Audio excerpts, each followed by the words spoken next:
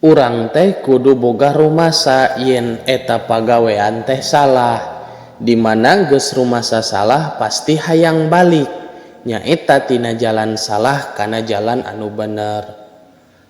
Ari rumasa minangka tangkal hirup dimana lamun dipelak pan jadi, dimana jadi kembangan jeung buahan. Tah tangkal rumasa teh cep dina manah bapa jeung ibu teh nini jeung aki melak rumasa dina hate pasti buahan. Naon buahna? Handeueul, hanjakal. Jadi hanjakal teh buahna rumasa. Setiap jalma anu rumasa dosa pasti hanjakal. Masing gogorowokan 7 likur kuliring, rumaos Gusti abdi teh boga dosa. Rumaos ari teu buahan hanjakal mah bohong, da rumasa mah sok hanjakal. Jadi syarat tobat anu kadua mah kudu hanjakal migawe dosa.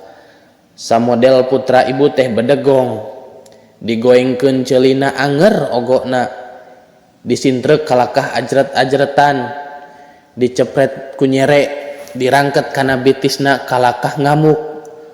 Bakat ning beak kasadaran pan aya halu nu ngagoler. Dicana ku ibu teh ditotogkeun wae kana tarang budak teh tepi ka peupeus tarangna. Golok-golok wae getih. Pan ibu teh meureun lungse diuk.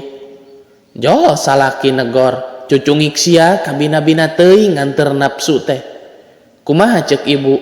Rumasa kami teh nganteur nafsu.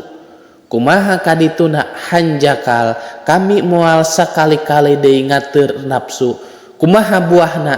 Terkadang haluna oge kapanan dicacag dijieun suluh. Sabab jelema anu hanjakal kadituna sok timbul ikrar. Kumaha ikrarna? Ngagurat jagat nektek leuker meulah jantung aing moal sakali-kali deui migawe dosa. Hanjakal nu kamari oge. Nyilakakeun ka imah, nyilakakeun ka kaluarga di imah tangga. Hanjakal moal sakali-kali deui. Lalu we katang tuan, syarat tobat anu katilu mah ulah balik deui migawe kana dosa. Jol wae Al-Qur'an nuduhkeun dina surat Al-Imran ayat 135. Walam yusyirru ala ma fa'alu wa hum ya'lamun. Jadi lamun anjeun bener kana tobatna, ulah sakali-kali deui anjeun balik deui kana jalan anu salah, kudu tetep rengenek anjeun cicing dina jalan anu bener.